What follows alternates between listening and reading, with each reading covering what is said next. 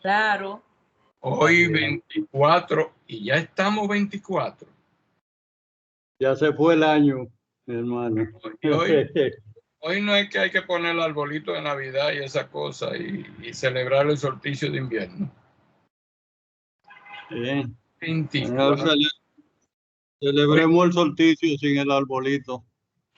Hoy 24 de noviembre estamos todavía en la estancia 5, Esloca 2, pero en la Esloca 2 hemos tomado unas cuantas semanas para estudiar sobre Fohat, Acacia y todo lo que podemos nosotros, todo lo que se desprende de ahí.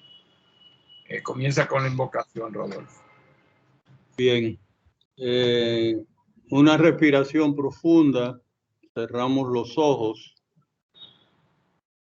Sonreímos. Oh vida oculta que vibras en cada átomo. Oh luz oculta que en toda criatura brillas. Oh amor oculto que todo lo abarcas en la unidad. Que cada ser que se sienta uno contigo sepa que es, por lo tanto, uno en todos los demás. Que así sea. Esta presentación que comenzó primero con 10 imágenes y ya va por 15. Sí. Pero la primera fue agregada recientemente y dice, en el universo manifiesto, todo ven la presentación, ajá. Sí. ¿Se ve bien todo? Sí. Perfecto. En el universo manifiesto, todo lo que existe puede resumirse en fuerzas, campos, fuerzas y campos. O sea, Fohat y Akash. La interacción de los campos y las fuerzas crean los 7 planos de existencia y en consecuencia los vehículos o upadis que utilizan la vida y la conciencia para evolucionar. Esto está entre comillas, me imagino que viene, Rodolfo nos dirá a nosotros, eso tiene que venir de la doctrina secreta, probable. Esta tríada de fuerzas, campos y vehículos son la manifestación de la vida y la conciencia. Vamos con esto de fuerza y campo, Rodolfo, porque nos está hablando de que todo el universo manifiesto se puede resumir en esas 2 palabras, fuerzas y campos, Fohat y Akasha. Fuerza es Fohat y Akasha es el campo. El universo no entra ahí en eso, Rodolfo. Perdón, Felipe, repite lo último que dijiste. No, aquí me estoy llevando de lo que dice que todo el universo manifiesto lo puede resumirse en 2 palabras, fuerzas y campos, o Fohat y Akasha, en esas 2 frases. Fuerzas y Fohat es lo mismo, y campos y Akasha, ¿no? Pero estoy yo preguntando que si el universo no tiene nada que ver ahí, porque es el universo manifiesto también. Sí, bueno, es el universo manifiesto. Si recordamos el Big Bang, si recordamos la teoría del Big Bang, lo que se despierta en el Big Bang son las fuerzas de la naturaleza, todas las fuerzas, y la creación de la materia y de tanto la materia que podemos ver como la que no podemos ver, o sea, la materia oscura, la energía oscura. La física considera que existen 4 fuerzas Yo te puse en la naturaleza, que son la gravedad. Sí, perdón. Te puse la gráfica 13, que es la que habla de eso, del Big Bang. Sí. ¿Tú la estás viendo? Que nosotros vamos a ir, tú quieres que brinquemos a esa gráfica, porque esa gráfica es para pasarse un par de días, ¿eh? Ah, bueno, entonces nos devolvemos. Sí, pero mira, la podemos ver rápidamente. rápidamente. Podemos ver rápidamente. Después la estudiamos más profundamente. La 13, mira, la 13 del lado derecho que dice Fojat. Fojat está desde lo no manifestado, que está en la última vibración de la séptima eternidad, según dice la doctrina secreta, hasta que comienza la manifestación. Según la doctrina secreta, la manifestación comienza con el tercer logos, que donde la primera, ¿cómo le podríamos llamar? O sea, lo primero que resulta del tercer logos es la conciencia. Mahat, la inteligencia, Sí. es lo que se manifiesta. Es la primera manifestación del tercer logo, vamos a decirlo así. Entonces, en la física, las fuerzas, existe una sola fuerza antes de dividirse, o sea, en el Big Bang. Y la primera división de esa única fuerza es la gravedad. La gravedad es lo primero que se desprende de la fuerza única que viene de lo no manifestado. Entonces, después de que la gravedad se desprende, y esto sucede en millonésimas de segundos, esto no es un proceso que toma mucho tiempo, esto en las millonésimas de segundos a partir del Big Bang, donde la forma de medirlo es con una escala, le llaman la escala de Planck, que es una escala donde, bueno, de lo infinitamente pequeño, vamos a llamarle así para no enredarnos en números. Después que la gravedad se desprende, las otras tres fuerzas que siguen, la segunda que se desprende es la fuerza nuclear fuerte, se llama así, fuerza nuclear fuerte. Esa fuerza, para que la entendamos, es la fuerza que une los protones y los neutrones. Entonces, esa es la segunda que se divide en este proceso. Entonces, quedan todavía dos fuerzas unidas. Queda la fuerza electromagnética, de la cual se desprende la fuerza nuclear débil, que es la fuerza de la radiactividad. Es una fuerza que es mucho más, o sea, es menos fuerte que las demás. Y la fuerza electromagnética. Esas son las cuatro fuerzas que la física considera como las fuerzas de la naturaleza. Pero, sí, tú ibas a decir algo, Felipe. Sí. No, nos vamos entonces a la primera gráfica. Sí, pero la teosofía nos habla de que existen 7 fuerzas. La ciencia solo identifica estas 4. Ahora, ¿cuáles son esas otras 3? Yo tengo una hipótesis, pero es solamente una hipótesis. Las otras 3 fuerzas, una de ellas es la energía del vacío, y la otra fuerza es, las otras dos son las fuerzas centrífugas y las fuerzas centrípetas. Pero la fuerza centrípeta tiene que ver con la gravedad, es decir, que no la podemos contar, la podríamos contar como una sola, gravedad y fuerza centrípeta.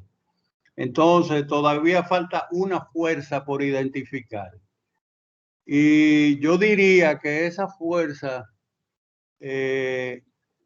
es la vida y la conciencia, o sea, esa energía que falta por identificar, puede ser la vida y la conciencia, que son una sola. Eso como una hipótesis para completar el escenario de la ciencia de 7 fuerzas fundamentales de la naturaleza. Pero entonces vamos a volver a la... si vamos a volver entonces a la 9, que es donde nos habíamos quedado. Para Ernesto y para los que no han seguido el proceso completo, nosotros esta charla la vamos a repetir. En abril fue, Felipe, que hablamos. Por ahí Magali nos pondrá fecha, pero la vamos a repetir un domingo de esto. Sí, un domingo. Que se dan los la domingos. vamos a repetir, pero no la vamos a repetir con todos los detalles que vamos a tratar en lo que nos resta de este ejercicio, porque la vamos a resumir en 2 sesiones posiblemente. Entonces, Felipe, aquí tú tienes la última vibración de la séptima eternidad. Adelante. Sí, déjame leerla y dice la última vibración de la séptima eternidad y está entre, bueno, ya llamémosle corchete, no sé qué nombre darle esos dos, pero vamos a decirle que entra en corchete. Comienza fuera del ajá. La última vibración de la séptima eternidad comienza fuera del tiempo y del espacio. Y es sinónimo del primer logos. Ahí hay 3 palabras clave. Primero, que está fuera del tiempo y del espacio. Y lo segundo es que es sinónimo del primer logos. Y que es lo manifiesto, sí, que es la primera diferenciación del logos. La primera diferenciación. Y termina con el tercer logos cuando comienzan el tiempo y el espacio. Entonces el tiempo ya nos está diciendo a nosotros que en lo inmanifiesto el tiempo y el espacio no están funcionando, o no existen, o no están activos. Vamos a llamarle que no están activos. Pero ya en el tercer logo se activa el tiempo y el espacio. Entonces el segundo logos participa de la esencia o naturaleza del primero y del último. O sea, aquí tenemos otra clave también, de que este segundo logos es tanto o participa de la esencia tanto del primer logos como del tercer logos. Acuérdense que nada más hay un solo logos, ¿eh?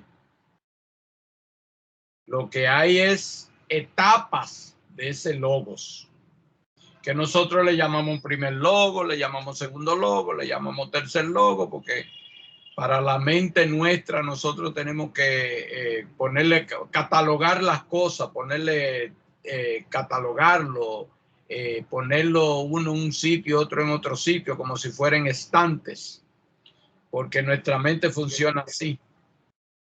Pero realmente estamos hablando de un solo logo con 3 etapas.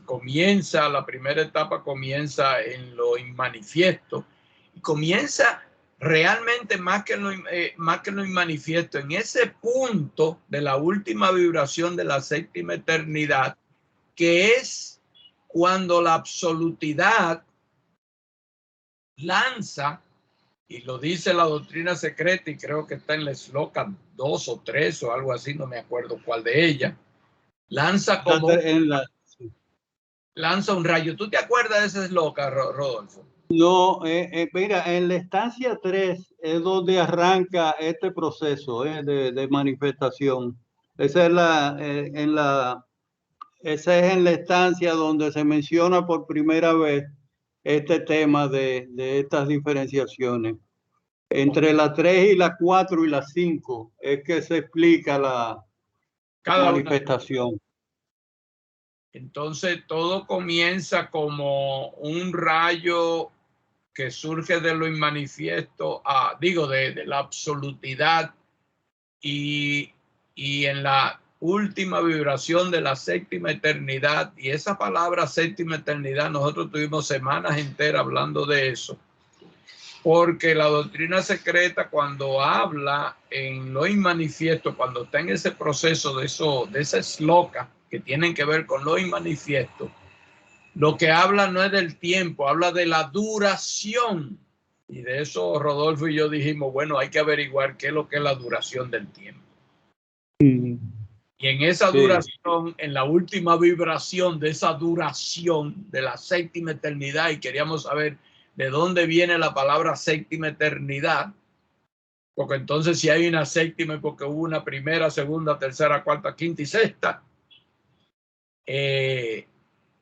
Entonces lo inmanifiesto tiene también algo que ver con el tiempo, pero entonces el problema es que la palabra tiempo nada más se puede utilizar cuando comienza la manifestación. Y yo no sé qué palabra inventa, alguna palabra sánscrita habrá por ahí para eso. Dime, Rodolfo. Sí, en lo manifiesto solo se habla de duración.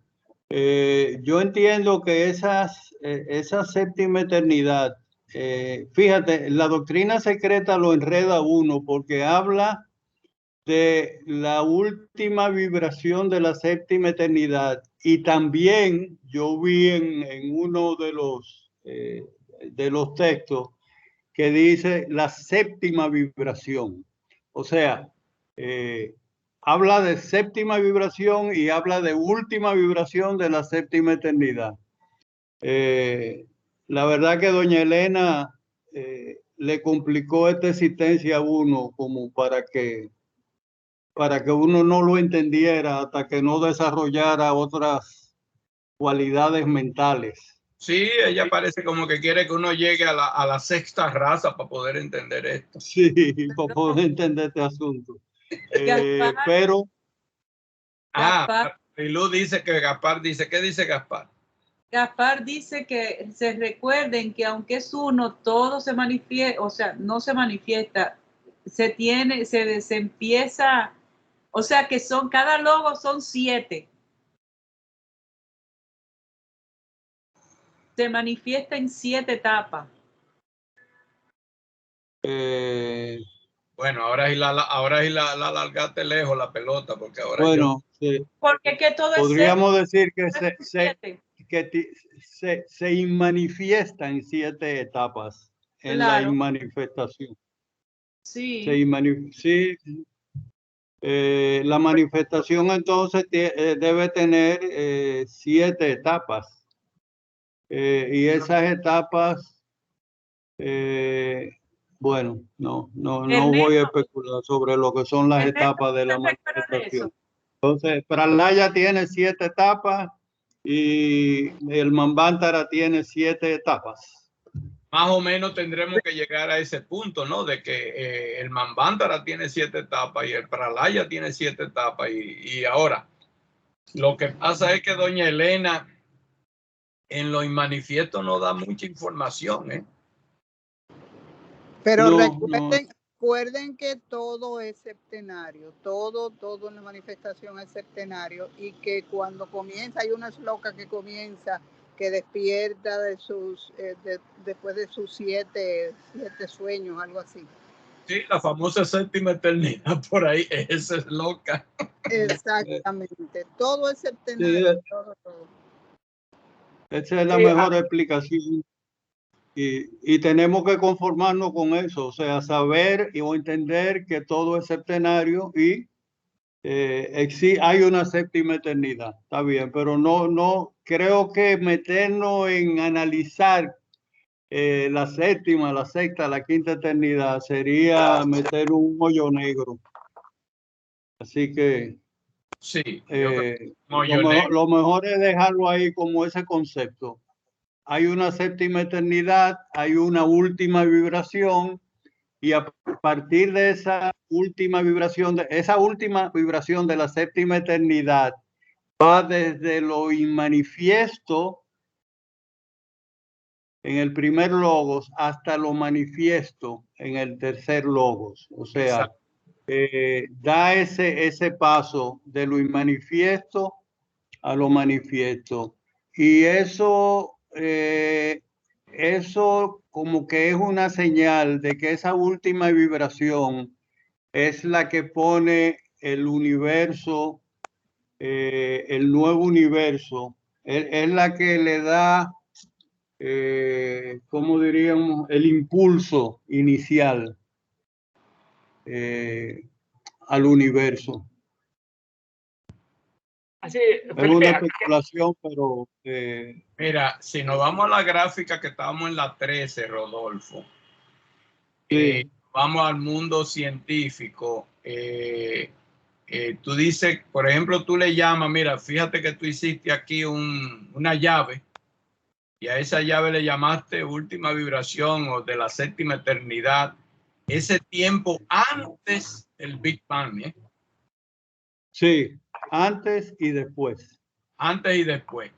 Entonces, sí, lo que no, si nosotros lo podemos hacer una analogía entre lo que dice la ciencia y lo que dice la teosofía, hay ese y la clase de ayer, vamos a coger la clase de ayer que nos decía este caballero de la clase de ayer, ¿cómo se llama? El autor del libro. Gabriel, ayer estábamos hablando de las encarnaciones. Lo que nos dice Burgos, que colombiano. Sí, Gabriel Burgos, que nos dice que cuando nosotros salimos del Devachan, lo primero que se activa es la mente concreta y te va diciendo, y después se activa el astral y después se van activando hasta finalmente llegar al mundo físico. Y si nosotros cogemos por analogía todo eso, nos daremos cuenta de que como es arriba es abajo, en esa número 1, que es el despertar del universo, el despertar de la manifestación, comienza en ese momento de que de la séptima, ¿dónde está? No, que nosotros estábamos ya en la, nosotros estábamos en la 9.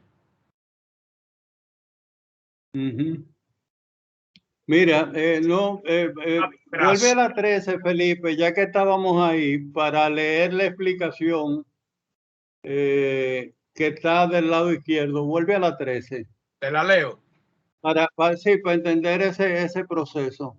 Ok. Dice, Fohat es el rayo inseparable de lo absoluto con el alma, constituyendo en la naturaleza el primer eslabón entre lo siempre incondicionado y lo manifestado.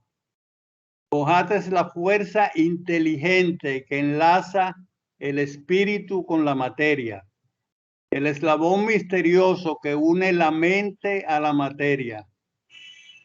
Conviene recordar la relación entre la electricidad y la actividad cerebral. Es el puente por el que las ideas de la mente divina pasan a imprimirse en la sustancia cósmica como leyes de la naturaleza.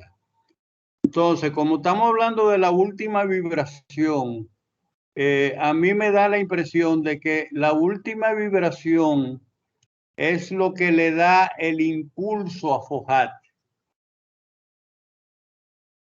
Entonces, sí, a partir de esa última vibración, Fohat se electriza, se activa, y entonces Fohat es que se hace cargo de todas las energías y fuerzas del mundo manifiesto, del universo manifiesto. Entonces, para explicar el proceso de la parte de la física, dice que el universo era increíblemente denso y caliente en esta etapa. Entonces, las 4 fuerzas fundamentales eran una sola y comienzan a dividirse. Se separó la gravedad, se separaron las otras, pero sucedió algo, y es que la energía ocasionada cuando se separan las últimas 2 fuerzas, esa energía provocó una expansión del espacio del orden de 10 a la 26 en menos de un segundo. Es decir, una expansión que nuestro cerebro le da brega a entenderlo. Ese crecimiento tan rápido fue causa de que no todas las regiones surgieran al mismo tiempo y al mismo ritmo. Esta energía liberada por la separación de las fuerzas fundamentales logró o provocó que la energía se cristalizara en las formas que conocemos como materia. Entonces así fue que aparecieron los campos de partículas elementales, los fotones, los quarks, los antiquarks y todo lo demás. Y el bosón de Higgs, etcétera, etcétera, etcétera. Entonces ese fue el proceso explicado por la física. Tú lo tienes en la 14, pero tú no quieres tratar la 14 ahora. Si no, seguimos con la 9. La 14 sí es la cronología del Big Bang. Pero vamos a volver entonces a donde estábamos, a la 9. Rodolfo, un comentario. Sí, sí. Aquí tenemos en la doctrina secreta, en la sexta estancia, en la esloca séptima, dice algo interesante sobre la eternidad. Dice: sabemos que por eternidad se entiende la séptima parte de 311 billones de años, o una edad de Brahma. O sea, estamos hablando de la edad de Brahma. O sea, la séptima parte es una eternidad, que son los 100 años de Brahma. Son esas cifras numéricas, los 311 billones 40 con los 15 ceros. Sí. O sea, estamos hablando de la séptima parte de la edad de Brahma, que son 100 años. De los 100 años porque la manifestación son 100 años de Brahma, y me imagino que la manifestación son otros 100 años también. Ajá. Entonces, la palabra eternidad aquí se utiliza como la séptima parte de esa edad de Brahma, de los 311 billones que se muestran. Y si son 7 eternidades, es que ya terminó el Mahapralaya y va a comenzar la manifestación. Sí, luce razonable. ¿Qué tú dices, Rodolfo? Mira, la verdad que no sé, pero las eternidades yo vi en un sitio que también le llaman eones. Sí, eones de tiempo. Eones de tiempo, sí. Me parece que es una forma de explicar algo que no tiene explicación en el lenguaje nuestro. Sí, porque está utilizando una palabra griega. Eones es una palabra griega. Sí, sí, pero eternidad yo creo que, mira, la verdad que yo no lo entiendo bien, ese término. No, yo creo, Rodolfo, que lo que tenemos es una pobreza de idioma, de que solamente tenemos la palabra eternidad y no tenemos otra palabra. Sí, sí, quizás en sánscrito hay términos más explícitos, más cosas, pero no sé. A nosotros nos tocó estudiar esto en español. Eso te iba a decir, añádele que está en español, que Sí. hemos descubierto muchas cosas. Sí, que la Pero del mismo inglés no es que sea mucho más complejo. Que el inglés y el español son pobres, ambos idiomas. Eddie tiene la mano levantada. No, sí, estamos hablando de cifras, de guarismo. Recordamos que los números son perfectos y exactos, son infinitos. Mira, esta es lo que es muy interesante. Dice: haz tus cálculos, Lanú, si quieres saber la edad de tu pequeña rueda. Así comienza la esloca, y después le explica: las más antiguas ruedas rodaron durante una eternidad y la mitad de una eternidad. Y ahora viene la explicación que ya les comenté anteriormente. Aquí Elena no lo dice. Sabemos que por eternidad se entiende la séptima parte de los 311 billones de años. O sea, la séptima parte es una eternidad. Ok.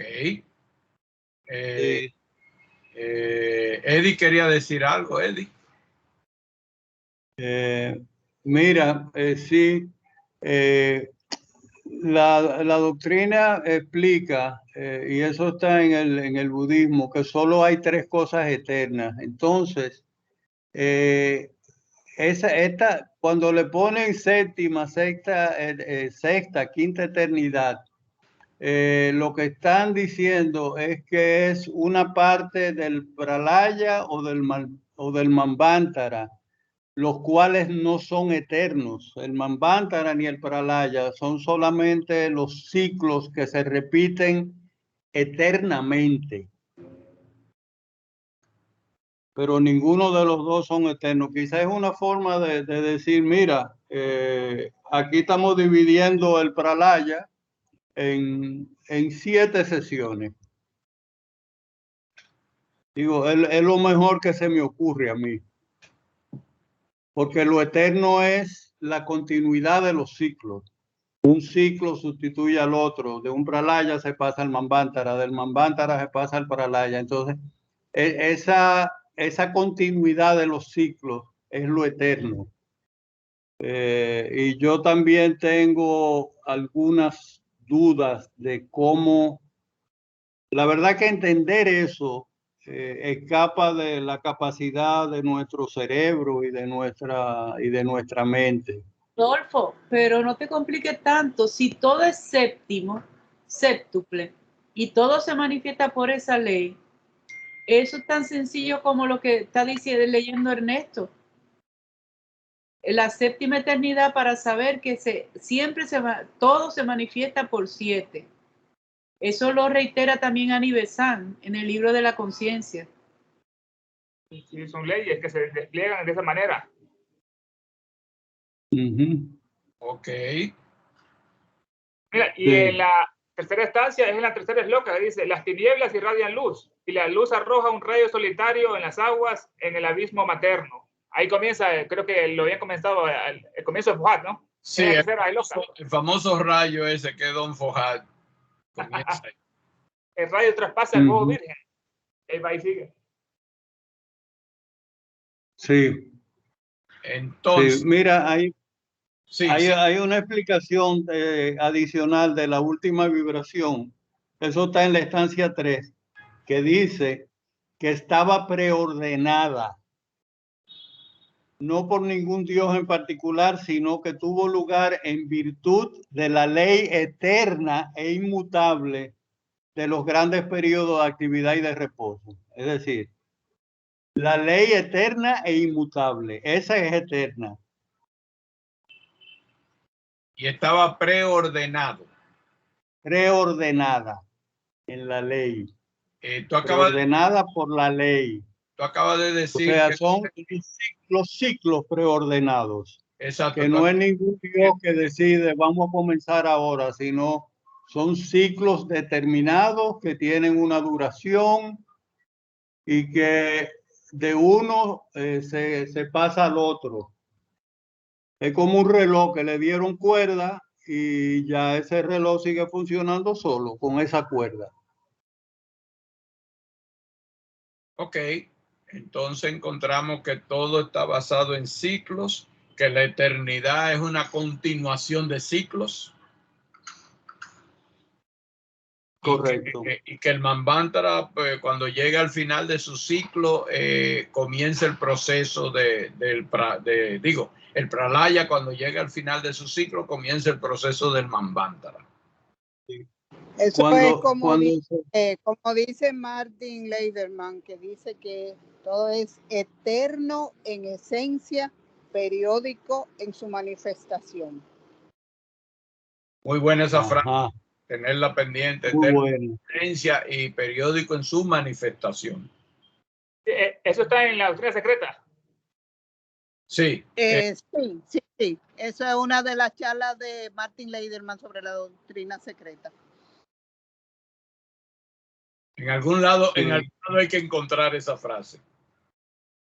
Pero muy buena. Recordemos que el Pralaya y el Manvantara se explican también como la respiración del absoluto, como expiración e inspiración. Sí, se explica. Entonces, eso, que ya lo vimos nosotros en la anterior, en el Gran Aliento.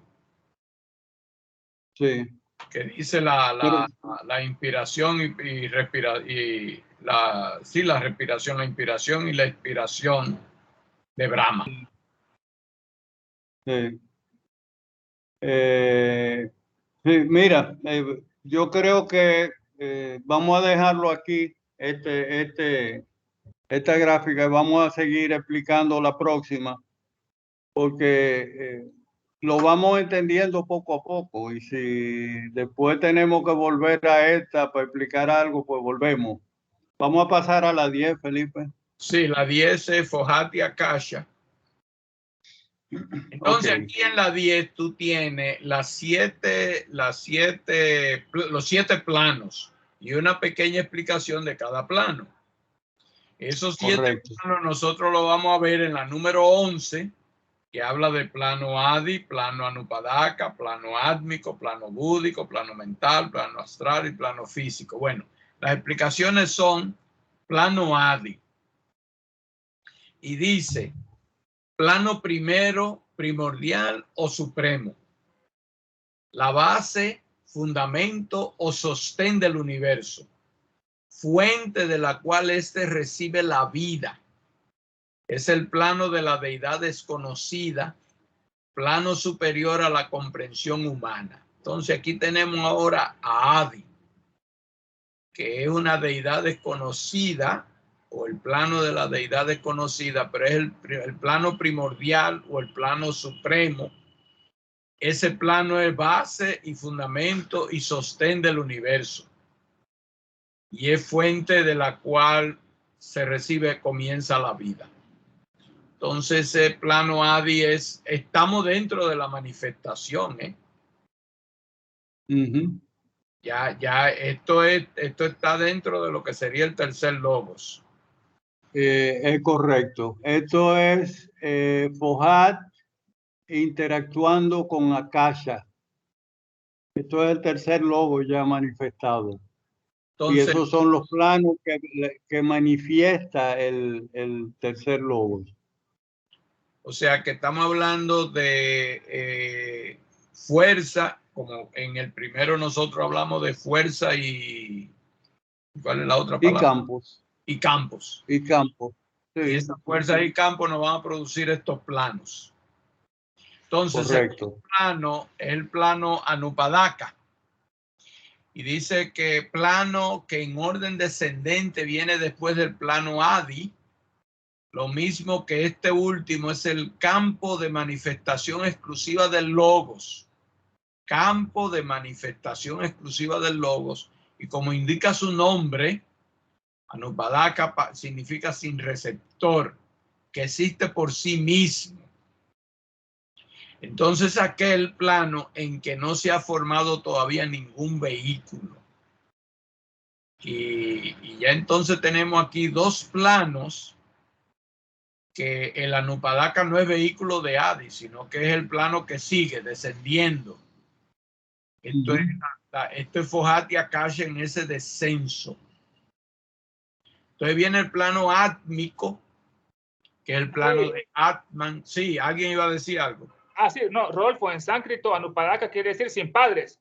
Es la traducción correcta. O sea que se formó sin padre, sin madre, como el espacio o el tiempo. Y Adi en sánscrito es el primero, Adi. Primero, exacto. Esa sería la traducción. Correcto. Anupadaka es sin padre ni madre, sí. Bueno, mantengamos esas traducciones al momento, porque así vamos entendiendo esta palabra sánscrita y no nos derrotan. Entonces entramos al plano átmico, plano de Atman, llamado también nirvánico. Ahorita volveremos a ese plano nirvánico. Es el quinto plano, el más elevado aspecto humano. Fíjense la palabra que han puesto aquí, el más elevado aspecto humano del Dios que está en nuestro interior. El más elevado aspecto de la divinidad que está en nuestro interior. Y se le llama también plano nirvánico, o sea, el plano átmico es nirvana. Es el famoso nirvana donde cuando uno llega a ese proceso y se une a la divinidad, lo que nosotros estamos uniéndonos ya al plano átmico, que es el aspecto más elevado de la divinidad que está en nuestro interior. Y el ejemplo que da ella es el de la gota de mar, que sí, sería el pequeño Atman y todo cuando se funde en un mismo océano, que ya sería la seidad. Eso lo da en Isis sin velo, antes del velo, en el prefacio. Correcto, perfecto. Buen aporte ese. Entonces, seguimos con el plano búdico y nos dice que es el cuarto plano del universo. En él hay todavía dualidad, pero no separación. Pero también hay que decir que, aunque no lo dice ahí, el plano búdico es un upadi, o sea, un vehículo del plano átmico o de Atma. O yo no sé si se puede decir cuando se está hablando de plano, porque entonces puede uno confundirse cuando se está hablando de plano y cuando se está hablando de la composición séptuple del ser humano y lo une los dos cosas. Y es probable que estamos hablando de cosas separadas, aunque usen el mismo nombre. Sí, los dos planos de arriba no son parte de la composición del ser humano. O sea, el ser humano llega hasta el átmico, hasta el plano átmico. Exacto, exacto. Porque en esto que se está describiendo aquí, el plano físico incluye el cuaternario inferior. Con el plano astral, el plano físico, el etérico, etcétera, son el cuaternario inferior. Entonces quedan el mental, el búdico y el átmico. Ok, esa es la famosa tríada. Sí. Vamos entonces al plano mental. El plano mental sigue en orden ascendente. Sigue en orden ascendente el plano astral. No sé por qué lo pusieron al revés, pero el plano mental es un descendente del búdico y el átmico. Refleja la mente universal de la naturaleza. Refleja la mente universal de la naturaleza. Y es el plano que en nuestro pequeño sistema corresponde al de la gran mente del cosmos. Cuando se habla de la composición séptuple, y a veces cuando yo leía eso y me enredaba, porque en la composición séptuple te habla siempre que cada uno de los elementos, por ejemplo, el cuerpo mental nuestro, pero que el cuerpo mental nuestro está unido o es parte de un plano. Y se está hablando de ese plano mental, de la gran mente del cosmos. Y de ahí se toma la energía de esa mente del cosmos. Parte de un aspecto de esa mente del cosmos viene siendo la mente humana. Tú ibas a decir, Rodolfo. Sí, que recordemos que esto que se está describiendo aquí no son los principios septenarios del hombre. Esto está hablando de estos son los del universo y se pueden aplicar también a los sistemas solares y hasta los planetas, pero no al ser humano pues, como tal. O sea, hay una correspondencia, pero no se está refiriendo directamente a la evolución humana y a los 7 y al septenario humano. Pero tú dijiste una palabra clave, que hay que mantenerla en nuestra mente, es correspondencia. O sea, realmente nosotros tenemos el mental humano tiene una correspondencia con la mente del cosmos. Eso es lo que yo quería decir. Correcto, como es arriba es abajo. Exacto. Entonces pasamos al plano astral. No, antes de esto, este plano mental se compara ya a Mahat, la gran mente, que sería el tercer logos, ya manifestado. Tiene su correspondencia con los Manasa Putra, los hijos de la mente, y con nuestro principio divino, que es la mente, que nos dieron ya en la tercera raza. Y sobre el plano búdico, quiere decir de la iluminación. O sea, esa es la verdadera iluminación cuando Budi ilumina la mente humana, que se ilumina como el Buda. Correcto. Es como un sol comparado. ¿Sabes eso? Perfecto. Es la mente, pero como conciencia de, bueno, volviendo atrás al tercer logos, que su primera manifestación es la conciencia, llamada también Mahat. De la conciencia es que se desprenden todos estos planos. ¿Cierto? La conciencia es la primera manifestación de la absolutidad, vamos a llamarlo así. Todos estos planos se desprenden de la conciencia. Y cuando se habla de Akasha y de Fohat, se está hablando también de conciencia. La conciencia, correcto. La conciencia, lógico, se manifiesta como fuerza cuando se habla de Fohat, y Akasha cuando se habla del espacio vacío absoluto, así es que le llaman. Sí, espacio abstracto absoluto. Espacio abstracto absoluto, correcto. Que Pero estamos hablando de conciencia. Recordemos que en los textos habla de que la conciencia es todo. La conciencia es toda la manifestación, o sea, toda la manifestación es conciencia. Sí, Ernesto iba a decir algo. Sí, te iba a decir sobre la conciencia que está en el átomo, en el hombre, en el Dios y en todas partes.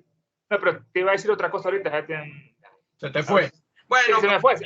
Cuando te llegue tú lo dices. Ahorita te recuerdas, está bien. Entonces el plano astral es la región del universo inmediata al plano físico.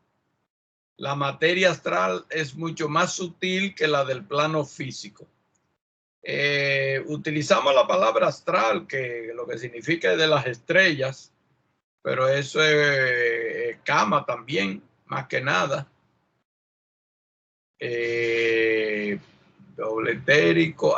El vital también, ese otro nombre que se le da, el vital. Pranayiva. Si andaba buscando ese nombre también. Porque es que nosotros tenemos que tener claro todos esos nombres que se utilizan para decir la misma cosa. Para que no nos enredemos en la pata del caballo. Correcto. Ayer estuvimos hablando del plano astral en la clase. Sí. Entonces, esa es esa materia. Entonces ya vamos al físico. El plano físico es el plano inferior, el de la materia más o menos densa, llamado por otro nombre plano material o terrestre. Es otro nombre que se le da, que es el plano que existe en el mundo que habitamos y al que pertenece nuestro cuerpo causal. Esa palabrita de al que pertenece nuestro cuerpo causal, cuando yo lo leí, digo yo, espérate, esto habrá que explicarlo, porque el cuerpo causal nuestro tiene más que nada es la unión de Atma, Buddhi. Yo lo uno los tres, Atma, Buddhi y Manas, o Manas superior. Sí, pero acuérdate que aquí no estamos hablando del septenario humano, del ser humano, sino del universo y de los planetas. Podríamos decir, ya que tenemos una experta en Cábala o Kabbalah, podríamos decir que plano físico, cuando se habla aquí de plano físico, como si estuvieran hablando, ¿cuál es el último de la Cábala? Malkut. Malkut, ¿no? Malkut, sí. Hablando de Malkut, que en el universo que sigue después, que son 7 universos, 7 creaciones, 7 como le llamen, en el que sigue después, se convierte en el grande, en Keter.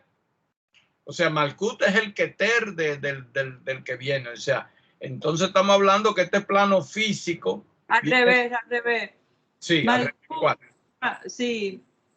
Malkut, perdón, Keter es el Malkut desde el que viene. Ok, bueno, si tú quieres ponerlo, depende qué tan precioso suena. Y entonces, si es al revés, es Malkut, es el Keter del precedente. Exacto, eso era lo que yo quería decir. Parece que no lo dije bien. Malkut es el Keter del precedente, del que sigue. Y probablemente este plano físico, cuando dicen nuestro cuerpo causal, dicen, ajá, es el que sigue entonces la composición séptuple nuestra.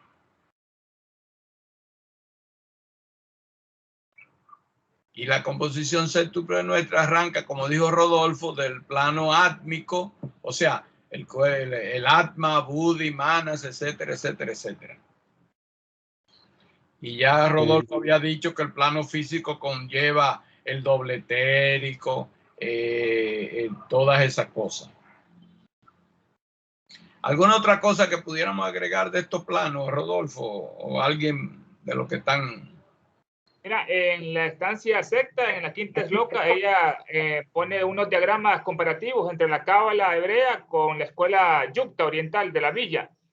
Aquí dice cosas interesantes sobre los tres planos primero, el Adi, Anupadaka y el otro. Dice que estos solo se explicaban a los iniciados, solo a ellos, y son arupa, son sin forma. Sí, son sin forma, sin cuerpo, sí.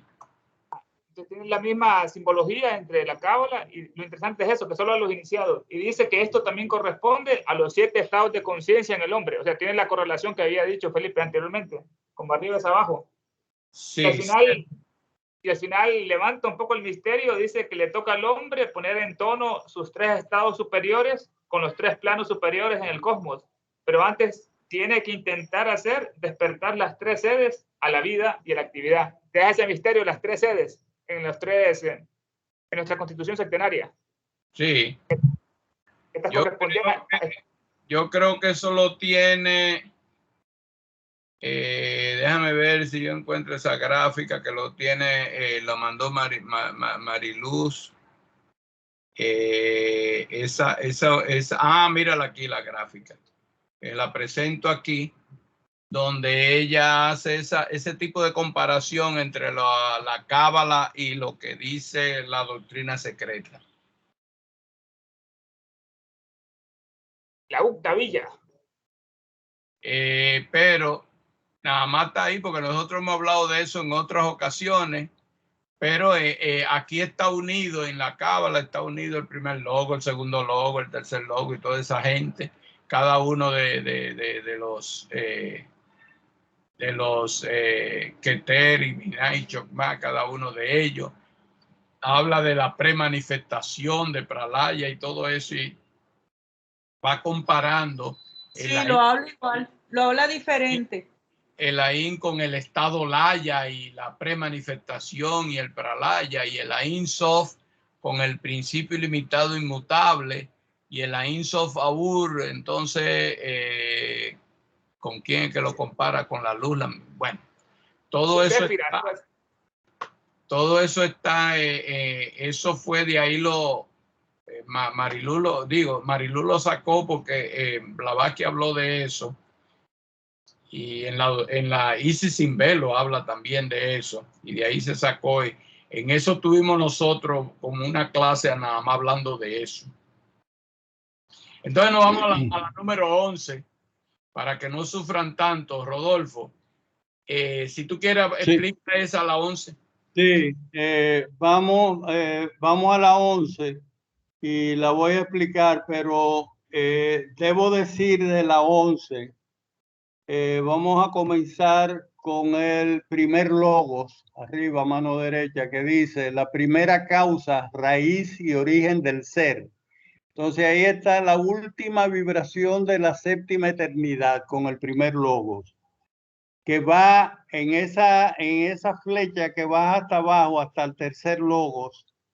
Esa última vibración es, déjame ver dónde lo tengo escrito. Dice la esloca 1 de la estancia 3 que la última vibración palpita a través del infinito. La madre se hincha y se expande de dentro afuera como el botón del loto. Entonces, eso lo que indica es que esa última vibración es el detonante de la manifestación. Entonces,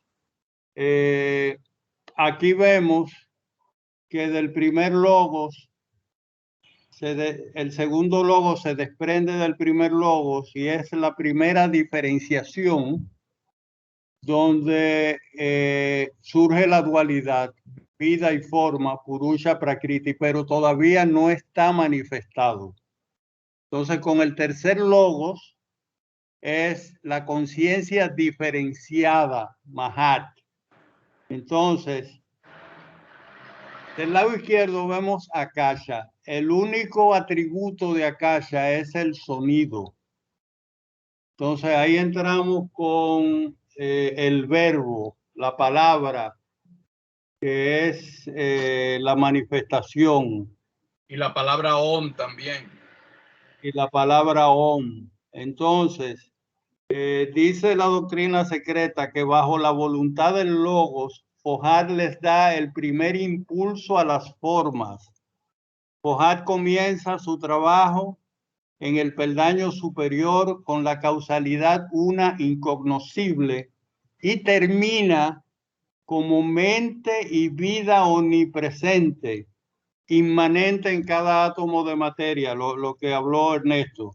Fohat se transforma en la fuerza que reúne a los átomos elementales y hace que se agreguen y combinen. Fohat es el impulso y lo impulsado manifestado en las fuerzas fundamentales de la naturaleza.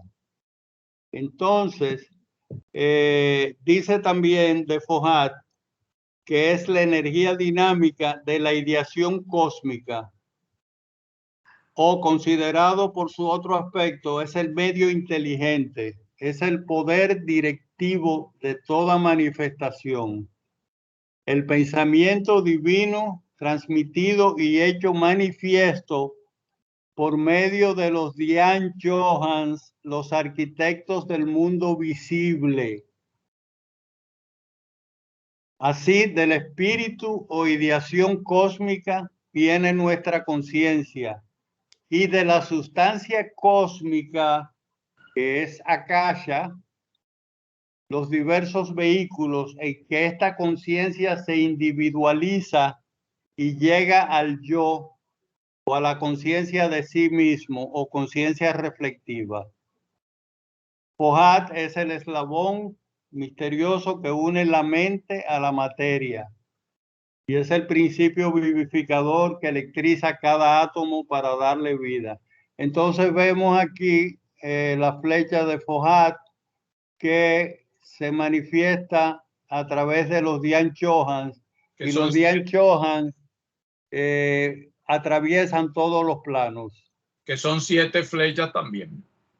Que son los 7 planos, desde el plano Adi, el Anupadaka, porque son los creadores de la forma, pero van atravesando cada uno de los planos y me imagino que en cada plano van dejando diferentes formas y vehículos, aunque en la explicación anterior dice que hasta el plano Anupadaka no había vehículos. Pero vamos a asumir que los vehículos comienzan en el plano átmico, el búdico, el mental, el astral y el físico. Entonces, de todo esto ya es la manifestación del universo. Y todo esto que comienza y todo esto coincide, Rodolfo, todo esto coincide con el Big Bang. Todo esto es la parte del Big Bang. Entonces, dice que después de un Mahapralaya, Akasha es resuelto de nuevo dentro del estado primario de la objetividad potencial primaria.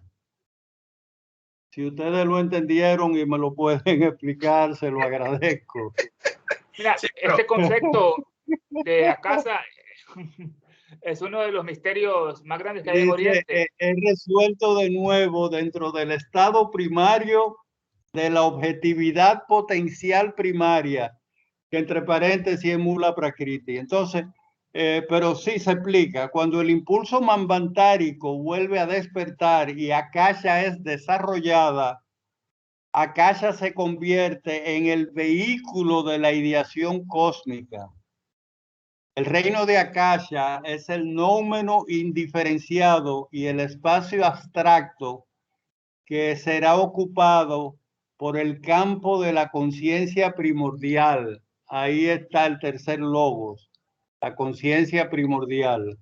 Entonces tiene muchos grados, pero en la filosofía oculta, de hecho, son 7 campos.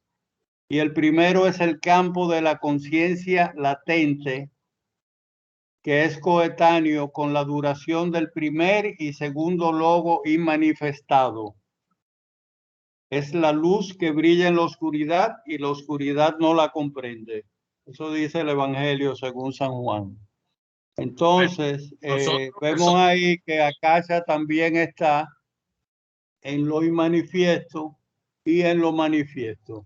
Es el espacio abstracto absoluto en lo inmanifiesto y es el espacio donde Fojat, luego de activarlo y electrizar el espacio, se va convirtiendo en los 7 planos de la naturaleza. Aquí, Rodolfo, ella lo compara en la casa con el Mulapakriti de los vedantinos, con el Esbhabavat de los budistas, de la luz astral de los cabalistas. Para comprenderlo, es el espacio y la sustancia primordial que forma todas las cosas, las estrellas, los planetas. Sí.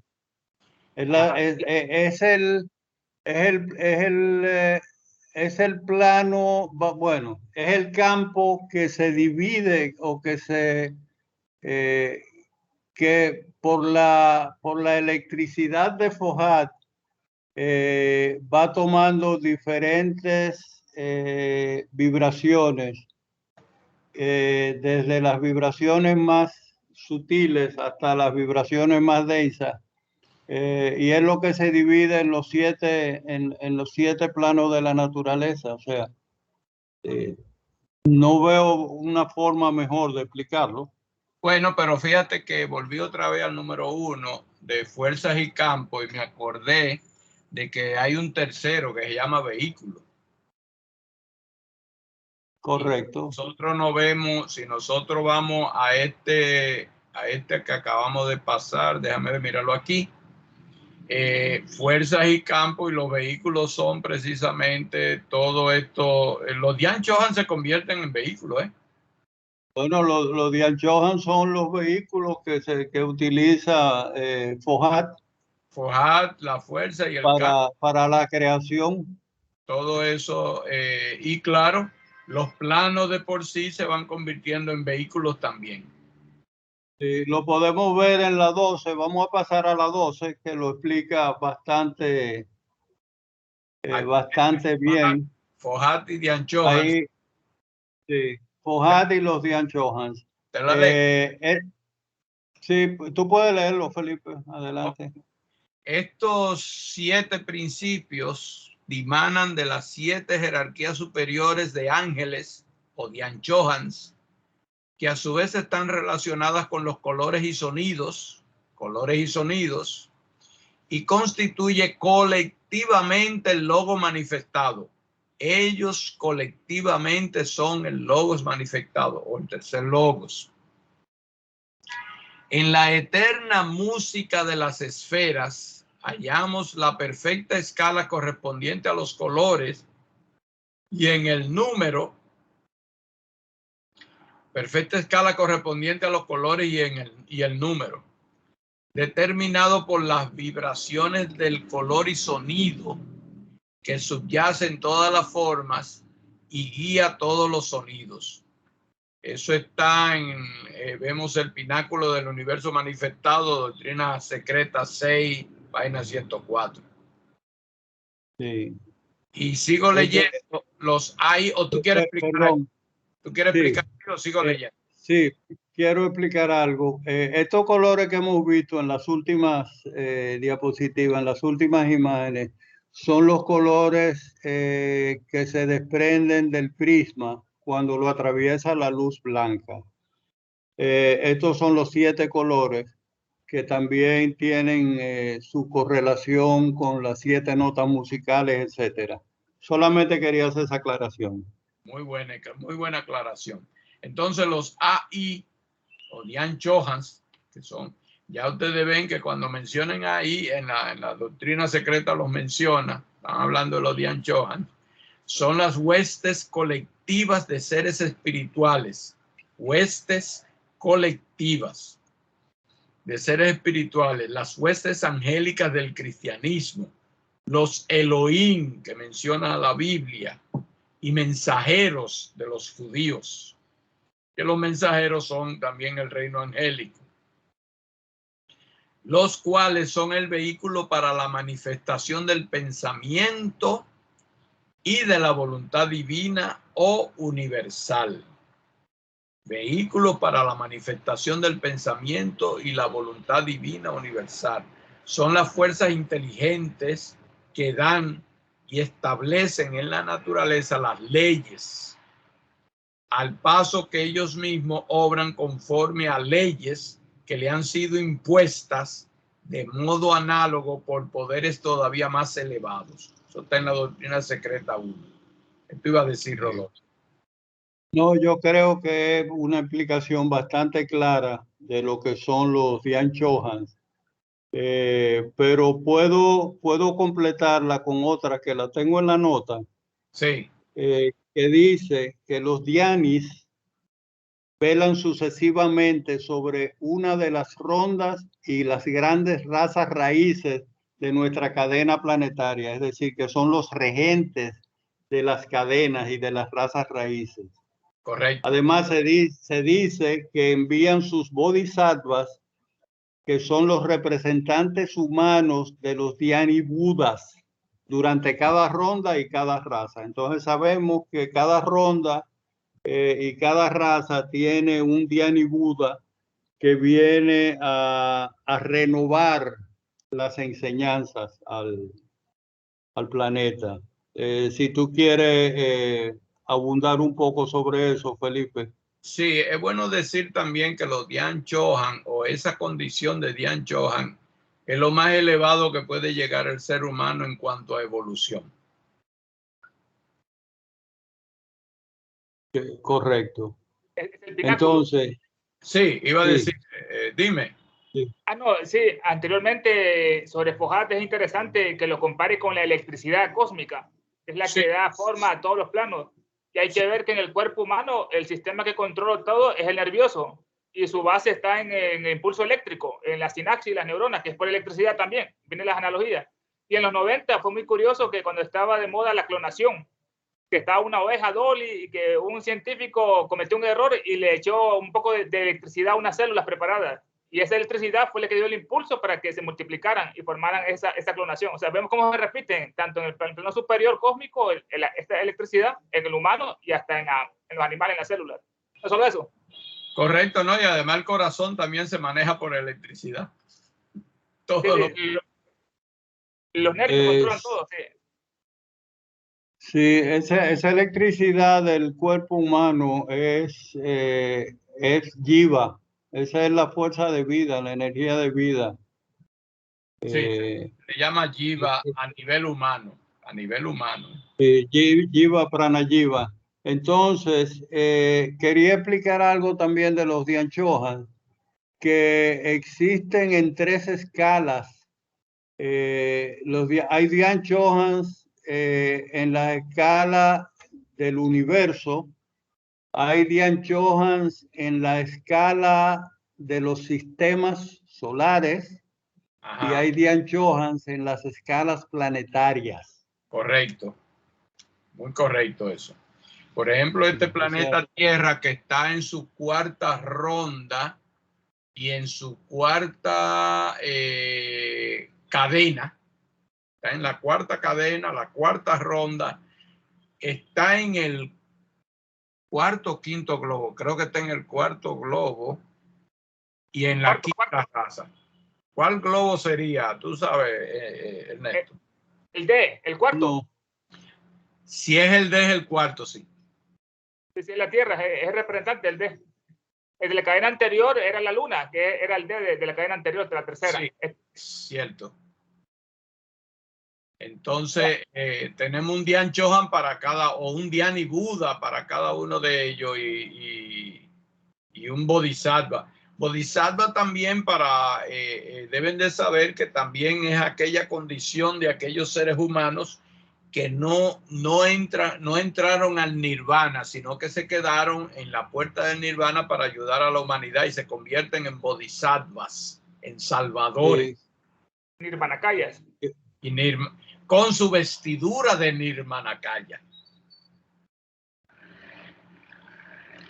La vestidura del Nirmanakaya es una vestidura que nosotros la vamos creando en todas nuestras encarnaciones, y a medida que nosotros vamos avanzando en el sendero espiritual y ya somos por lo menos discípulos aceptados, ya cuando nosotros somos discípulos aceptados de un maestro, comenzamos nosotros a elaborar esa vestidura que va a ser la que nosotros vamos a usar cuando ya nosotros hayamos salido de la rueda de encarnación y muerte. Entonces esa será la vestidura que usaremos para podernos mostrar ante cualquier ser humano. Mayavi Rupa le dicen. También le llaman eso. Dicen sí, que el Rupa es un cuerpo. Sí. Dicen que el único éxito Correcto. que tuvo la Sociedad Teosófica fue el caso de Damodar Malakantar, que fue el único éxito, que los maestros fueron aceptados por los maestros, como dice Felipe, y se fue con ellos allá por los Himalayas. Después dicen de que no soportó mucho el frío, que hacía mucho frío y que el cuerpo tuvo cuidado, pero así lo resumen los maestros en las cartas, el único triunfo. Bueno, Blavatsky estuvo por allá, pero ellos no lo mencionan como... Estuvo ahí en ese sitio. Pero bueno, ella nunca se definió como nada, ella simplemente se definió como estudiante y nada más. Upasika. Upasika, que es lo que es un estudiante. ¿Pasamos a la número 13 o...? No, déjame dar una última explicación de los Dhyan Chohans. Sí. Voy a leer algo que dice que todo el cosmos con K, es dirigido, vigilado y animado por series casi interminables de jerarquías de seres sencientes, es decir, sencientes con conciencia, teniendo cada uno de ellos una misión que cumplir. Y ya se le llame un nombre o por otro, Dhyan Chohans o ángeles, son mensajeros en el sentido tan solo de ser agentes de las leyes kármicas y cósmicas. Varían hasta el infinito en sus grados respectivos de conciencia y de inteligencia, y al llamarlos a todos espíritus puros, sin mezcla alguna terrena, sobre la que el tiempo hará presa algún día, es tan solo tomarse una licencia poética. Pues cada uno de estos seres o bien fue o se prepara para convertirse en un hombre, si no en el presente Manvantara, en uno de los pasados o en uno de los futuros. Cuando no son hombres incipientes, son hombres perfeccionados y en sus esferas superiores menos materiales, difieren moralmente de los seres humanos terrestres tan solo en que se hallan libres del sentimiento de la personalidad y de la naturaleza emocional humana. Esto es interesante porque eso nos dice que hay Dhyan Chohans que todavía no han sido humanos, pero que serán humanos, y los otros ya fueron humanos. Pero eso lo que me dice a mí que probablemente sean del reino angélico, que tengan que pasar por la experiencia humana. Sí, porque los Dhyan Chohans son los ángeles en la iglesia católica, en la religión católica. Sí. Y son los que mayoritariamente encarnaron en la raza Lemur para darnos el principio senciente de la mente. Él lo dice, los más elevados Dhyanis y Sorrichi de otros Manvantaras encarnaron esa raza. Que después, por el poder de Kriya Shakti, crearon los hijos a su voluntad, los hijos del yoga pasivo, lo dice después. Sí, esos son los Kumaras también, otro nombre que se le da a ellos. De niebla de fuego, ajá, ajá. Son nuestros padres, ¿eh? Nosotros somos los hijos de ellos. Anisbatas. Rodolfo, ¿qué tú dices? ¿Pasa o no a la próxima? Sí, podemos pasar a la próxima. Aunque la próxima ya la tratamos, no sé si tú Pero esa ya la vimos, entonces vamos a pasar a la de la cronología, Felipe. Vamos si la puedes leer, por favor. Déjame leértela. Cronología del Big Bang son solamente la pequeña cantidad de 13.800 millones de años, nada más. La era de Planck, desde el Big Bang hasta los 10 menos 43 segundos, lo voy a leer así porque no sé leerlo de otra manera. Correcto. 10 menos 43 segundos, en esta diminuta fracción de segundo, el universo era increíblemente denso y caliente. Las 4 fuerzas fundamentales estaban unidas en una sola electronuclear gravitatoria y toda la energía era pura energía. Estamos hablando de esa parte de aquí arriba donde está la llave que dice última vibración.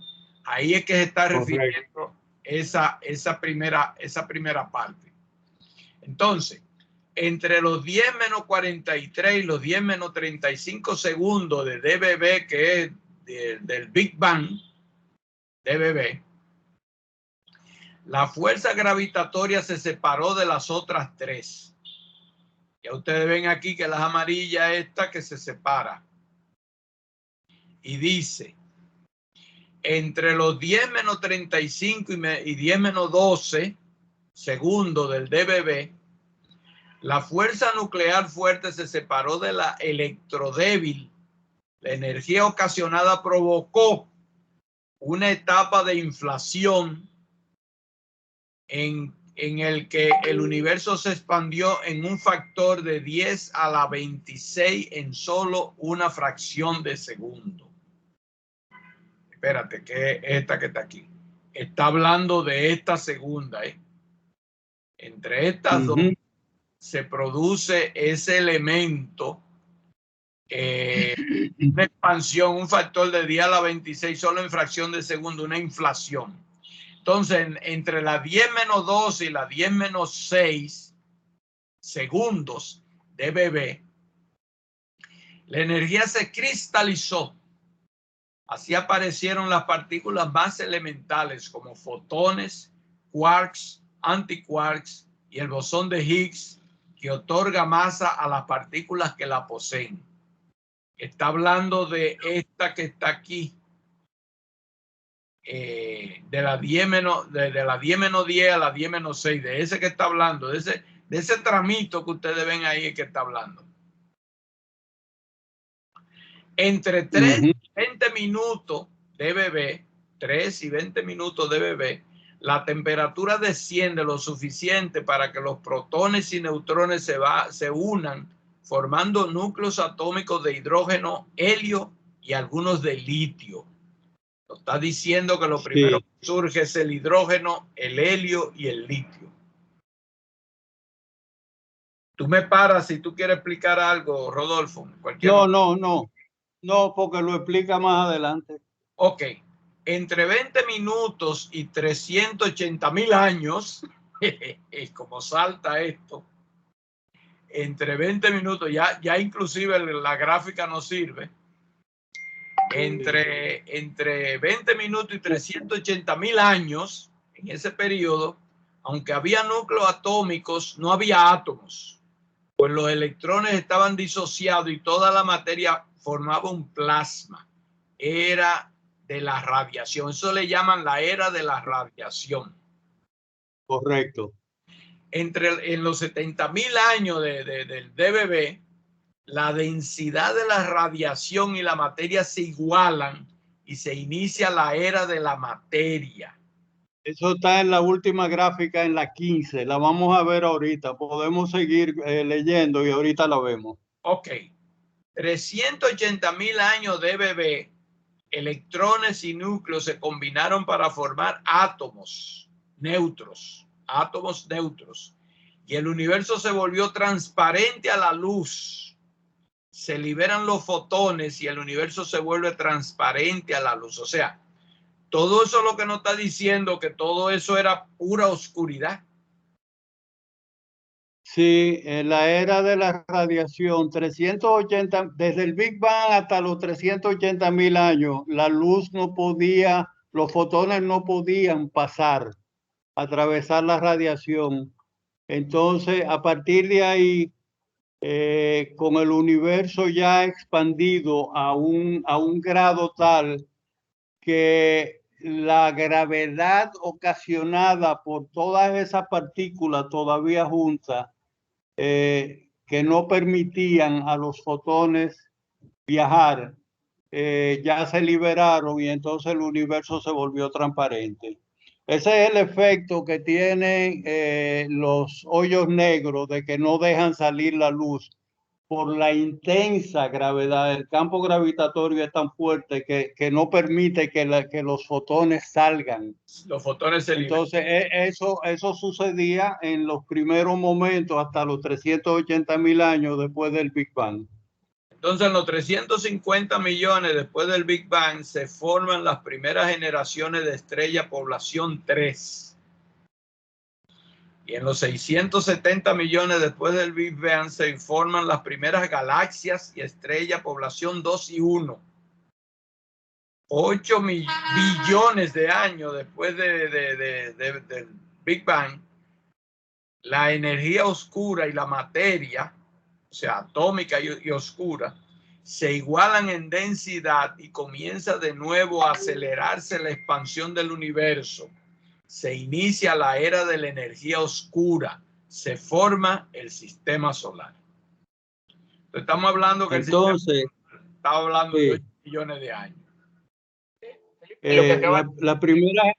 Las primeras generaciones de estrellas, de tipo 3, con vida muy corta, terminaron de quemar su combustible, que el combustible es hidrógeno, y explotaron como supernova después de solo millones de años. Entonces, los núcleos y protones de estos elementos se fusionan por la alta temperatura que alcanzan con estas explosiones, y la lluvia de elementos expulsados sembraron el universo con la mayoría de los elementos pesados que hoy forman la materia de nuestros cuerpos. Es decir, que solamente cuando se formaron estrellas, las primeras generaciones de estrellas, y con las explosiones cuando colapsaron como supernova, de ahí fue que se formaron los elementos pesados, los átomos pesados. Porque hasta ese momento lo que habían eran átomos de hidrógeno, helio y algunos de litio. Entonces, si pasamos, si quieren comentar algo de esta... ¿Quieres volver a la de atrás? Mira, es bien interesante. Sí, aquí mira, en el esloca 7, la sexta estancia, la que repetimos, haz tus cálculos, hay un comentario sobre cómo se forman todos los cuerpos celestes, que dice así, pero es idéntico a lo que acaban de decir en términos científicos. Las 7 transformaciones fundamentales de los globos o esferas celestes, o más bien de sus partículas de materia que las constituyen, se describen de la siguiente manera. Número 1, homogénea, acásica, como comenzó. La segunda, aeriforme y radiante, gaseosa. Ya va la segunda parte. Tercera, coagulosa. Ya vienen los grumos de leche. Y la cuarta es la atómica, etérica. Comienza el movimiento, dice, y la diferenciación. La quinta es la germinal ígnea, diferenciada, pero compuesta solo de los gérmenes de los elementos. La sexta es cuádruple o la vaporosa, como la galaxia. Y la última, fría y dependiente del Sol, sistema solar, como el último que salió aquí. Es lo que decía acá el comentario. Ok. Excelente. Yo quería decir algo. Sí. Sí, aquí todo el mundo está permitido. Dime, Russell. Sí, yo estaba pensando que, por ejemplo, en la cantidad, en el poco tiempo desde el momento del inicio del Big Bang, en poco tiempo se expandió extremadamente grande. Entonces, eso quiere decir que en ese momento hubo un alto nivel de energía involucrado para que en ese momento, en tan poco tiempo se expandiera tan grande. Y me hace pensar que el hecho de que cuando la materia se expone a una alta velocidad, entonces tiene un efecto como que se cristaliza, porque quizá es la primera materia, la primera energía que sale, se convierte en la última a partir de cuando se genera. Entonces, solamente eso, que es curioso, como que en ese momento, cuando sucede el Big Bang, entonces, ¿cómo se puede determinar básicamente el comienzo? ¿A partir de cuándo comienza el comienzo? Porque realmente no hay un comienzo. Y solamente eso. Ok. Sí. Bueno, para la ciencia no tiene explicación de nada, solamente hay algunas hipótesis de lo que había antes del Big Bang. Para la ciencia le llaman que hubo una singularidad, una materia altamente condensada en un punto del tamaño de la escala de Planck. Simplemente la presión la hizo explosionar, y de ahí es que comienza todo, pero no hay una explicación clara del Big Bang. Pero Rodolfo, tú publicaste los otros días, nos mandaste a nosotros algo que dijo un científico que está dentro de una tesis, ¿no? Todavía no es nada aceptado Sí. por la ciencia, de que él dice que ya él sospecha que este no es el único universo. Sí, esas son de las hipótesis que hay, de que no es el único universo y de que un universo que se cierra da origen a otro que se abre, que se expande. Pero son hipótesis, ¿eh? Ahora, lo que sí ya está determinado es los datos que están en esta gráfica. Está bien. Solo que yo le agregué a Fojat y a Kasha y le puse del lado izquierdo el Pralaya. Aquí hay una línea donde todo comienza, del lado derecho el Manvantara. Entonces, esta historia son 3 eras cósmicas, como tú lo mencionaste: la era de la radiación, la era de la materia y la era actual de la energía oscura. Entonces, vemos que la densidad del vacío abajo, nosotros vemos la línea verde, del vacío, es la misma. La energía oscura o energía del vacío ha seguido constante desde el mismo inicio del universo. Las energías que han variado son la densidad de la radiación, que comienza arriba con una raya azul, y la densidad de la materia, que también comienza arriba. En esa escala dice densidad en kilogramos por metro cúbico. Entonces, abajo dice 10 a la menos 26, 10 a la menos 21, etcétera, etcétera. Esa es la densidad. Para arriba hay mayor densidad y para abajo menor densidad. La energía oscura está a las 10 menos 26, pero así siempre ha sido constante. O sea, no es ni más ni menos desde el inicio de la manifestación. Eso sugiere, a mí me lo sugiere, que esa energía oscura viene de antes de la manifestación. Porque simplemente el Big Bang no la afectó en nada. ¿Se entiende? No, no, eso es lo que nosotros le podríamos llamar la eternidad del universo, ¿no? ¿Cómo se llama? Ese es el akasha, la energía oscura es el akasha, la energía del vacío. ¿Mm? Entonces, ¿tú vas a leer esa número 15 sí, no, vamos a seguir viéndolo. Entonces, vemos que la densidad del vacío es la misma y podemos asumir que existía antes del Big Bang. Los sabios antiguos y modernos, dice el texto, ya conocían esta fuerza desde hace milenios. Se le llama Akasha, Pradana, Mula Prakriti o Swabhavat. Y todos estos nombres describen el espacio universal en que está inmanente la ideación eterna del universo. Entonces, la gráfica muestra cómo la densidad de la radiación y de la materia se van reduciendo a medida que el universo se expande. La única densidad que permanece constante, la vimos, es la del vacío o densidad de la energía oscura.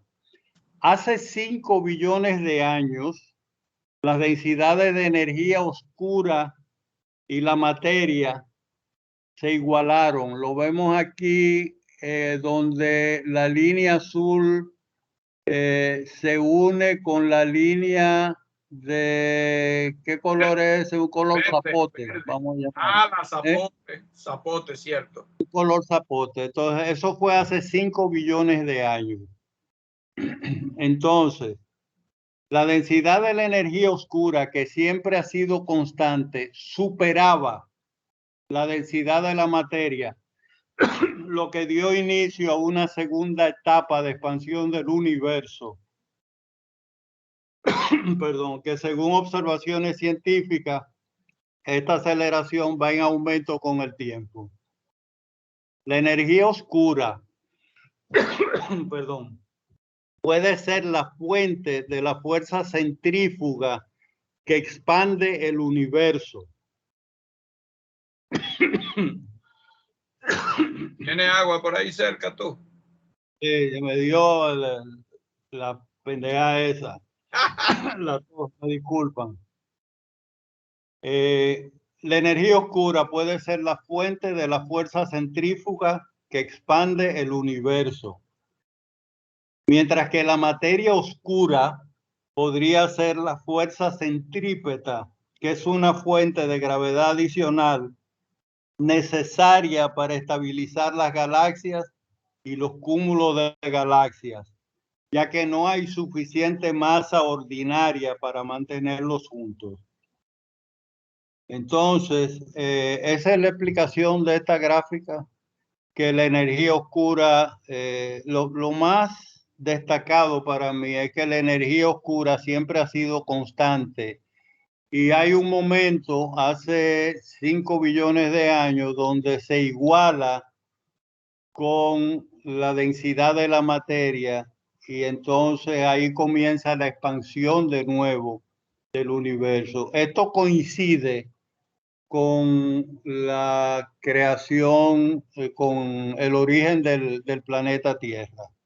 Ok. El planeta Tierra tiene unos 4.500 billones de años.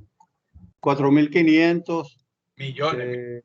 Sí, millones de años. Correcto.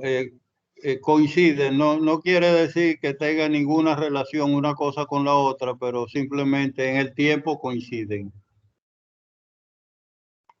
Bueno, esta es la explicación de las fuerzas de la naturaleza y cómo han ido cambiando desde el origen desde el inicio con el Big Bang y lo que son ahora.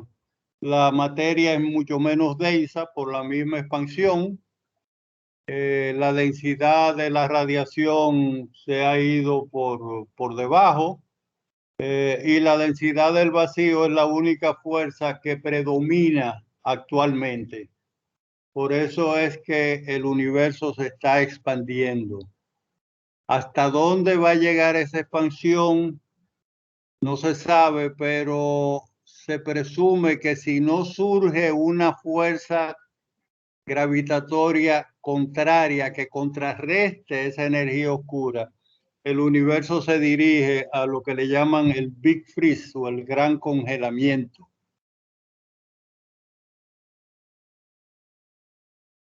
Bueno. Quizá eso sea el pralaya quizás sea no regresar al punto de origen, sino a un gran congelamiento donde la energía se disipa y no hay movimiento. O se el vuelve, gran congelamiento es cero movimiento. Si es cero movimiento, se vuelve homogénea. No está diferenciada. Entonces, esta es la explicación de la que dice la ciencia. Aquí no hay ninguna conclusión, simplemente lo pasamos como información para que tengamos una idea de cómo ha sido el proceso del Big Bang hasta la fecha. Ok. Entonces, para el próximo miércoles, ¿seguimos entonces con la doctrina o tú tienes otra cosa? No, yo creo que lo que tenemos que después arreglarla nosotros y ver qué es lo que vamos a presentar, pero eso lo podemos hacer después, pero... y cuando quiera, los errores de ortografía, ¿te acuerdas de los errores de ortografía? Son pocos, pero hay. Sí, lo hay, sí, es verdad. Está bueno el estudio, está bien interesante. La doctrina secreta es la cumbre de todos los estudios científicos, religiosos y filosóficos. Vale la pena estudiarla. Cierto. Esa es la razón por la cual nosotros, cuando llegó a Fojat, nos paramos y entonces fuimos a investigar cosa por cosa y ya seguiremos entonces con la doctrina el miércoles que viene. ¿Dónde que estamos nosotros? ¿Pregunta es loca? Sí, yo lo que ando buscando es esta muchacha. Sí, nosotros estamos en la...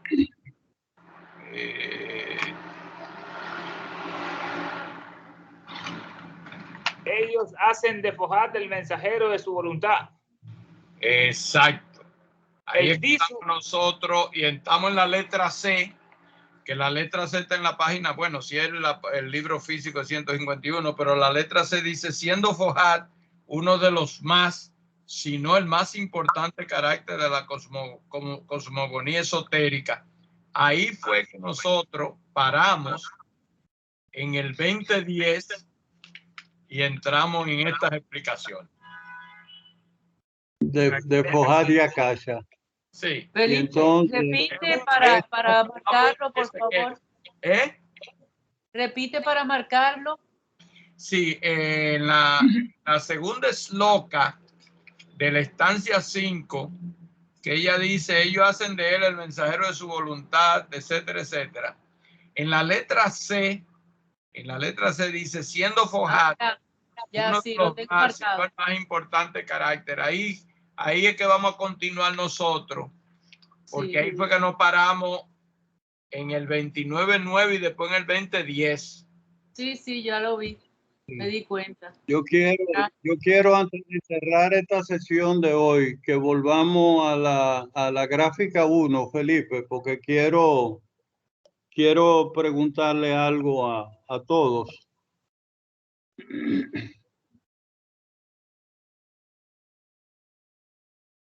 Estamos en la 1. Mira, esta idea es una hipótesis. Esto no está en ningún libro de teosofía. Esta fue una hipótesis que la fuimos sacando Felipe y yo a través del estudio de esto. Entonces, en esta hipótesis de que en el universo manifiesto todo lo que existe puede resumirse en fuerzas y campos que son Fojat y Akasha. Y la interacción de los campos, la interacción de Fojat y Akasha es la que crea los planos de existencia y en consecuencia los vehículos que utilizan la vida y la conciencia para evolucionar. Como hipótesis, nosotros queremos que salga alguien que diga, mira, eso no es así. Porque es la única forma de probar. Si nadie viene con una respuesta diferente o con una propuesta diferente, nosotros vamos confirmando que esta hipótesis se puede convertir en una idea general para todo lo que estamos estudiando, teosofía. Sí, porque terminamos diciendo que esta tríada de fuerza, campo y vehículo, o sea que son las tríadas, fuerza, campo y vehículo, son la manifestación de la vida y la conciencia. ¿Tú ibas a decir, Mariluz? No, que lo repitieran. ¿Cuál es la hipótesis? La hipótesis la tenemos ahí en la número 1. En el universo manifiesto, todo lo que existe puede resumirse, en fuerzas y campos, que son Fujat y Akasha.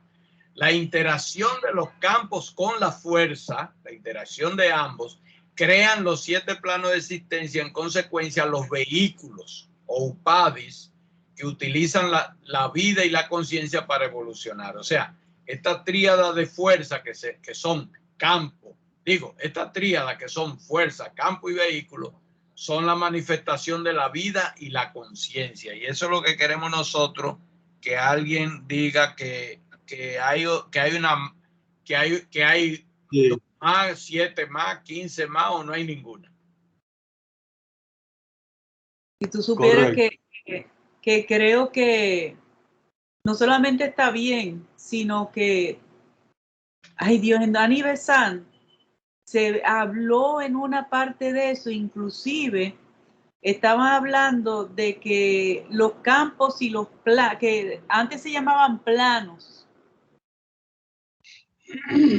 y entonces qué bueno llamarle campos.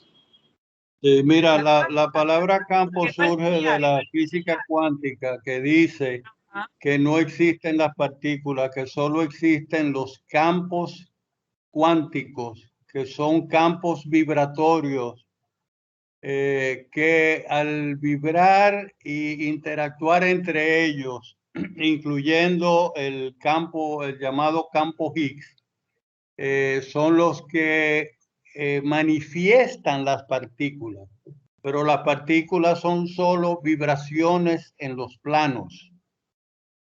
Entonces, de ahí es que sale vibraciones en los campos, perdón. De ahí es que sale el término que usáramos fuerzas y campos aquí, en esta idea. Por eso te digo que está excelente. Rodolfo, tú puedes esa gráfica, nada más esa gráfica sola, enviársela por WhatsApp al grupo GAP. Ok, yo la saco, ¿cómo no? El grupo GAP, que estaba yo hablando con María Amparo, de dónde salió la palabra GAP, y ya no nos acordamos. El grupo avanzado, ¿de qué era? No sé si María Amparo está por ahí cerca. Y María Amparo, a mí me vino a la mente, pero también, como hace tanto tiempo que formamos este grupo, pues la verdad que lo tengo lejano, pero me pega que era grupo avanzado de participantes. Pero no me hagas mucho caso, a lo mejor Rodolfo se acuerda, o Cesarina, que eran los que estábamos al inicio, Cristina. Yo le pregunté a mi hija, que también estaba, y ella no se acuerda para nada. Digo, bueno. Yo no. Se ha convertido. Yo no me acuerdo tampoco, para nada. No me acuerdo. Yo no me acuerdo, pero se quedó como grupo GAP. Y se ha quedado como un misterio, o sea que en la próxima encarnación podremos encontrar resuelto ese misterio. ¿Qué es lo que significa GAP? Porque es grupo avanzado. Yo sé que es grupo avanzado y participantes. Grupo avanzado, ya ahí está copiado, ya lo pasé al grupo GAP. Ya lo tienen ahí. Deja ver, está cargando. Está cargando porque está medio lento el cosa pero él termina ahorita. Ya lo publiqué en el grupo GAP. Entonces, lo que queremos es que se contradiga esto, que alguien traiga elementos para que digan, no, eso no es así. Sí, por eso le dije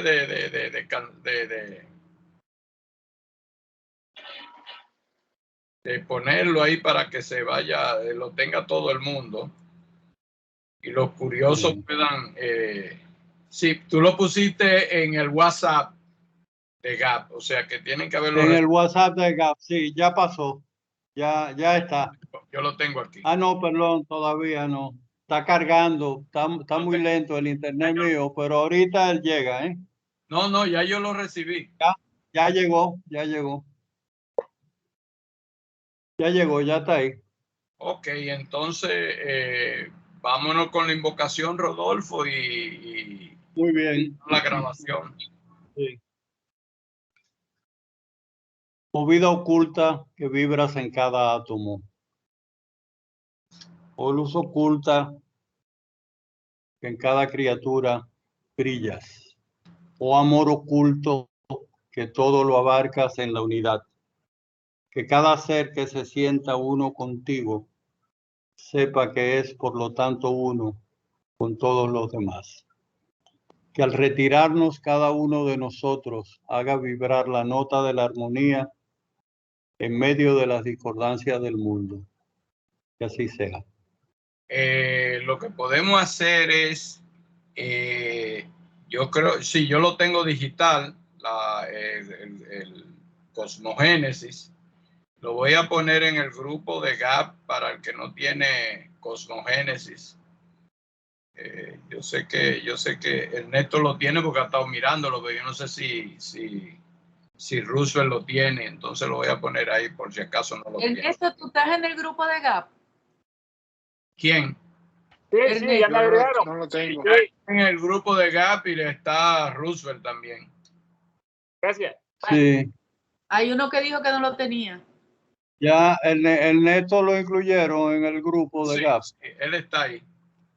Sí. Ok, excelente.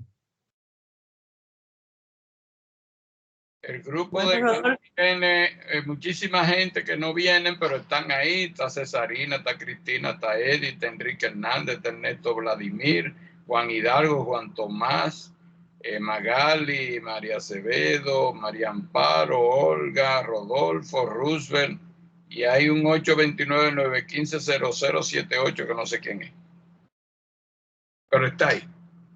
Sí, esa es Elvira, y si la queréis quitar, si la queréis quitar, porque ella ahora está metida en demasiadas cosas y no va a participar. O sea, que la podéis anular a mi hija, Elvira. No, yo lo dejo ahí porque puede ser que un día puedan. Bueno, entran. Está bien, pues gracias. Puedan, entran. Ok. No hay ningún problema, entonces termino esta grabación hoy 24 de noviembre. El próximo, yo voy a tener que poner un arbolito detrás de mí cuando yo ponga ahora la próxima.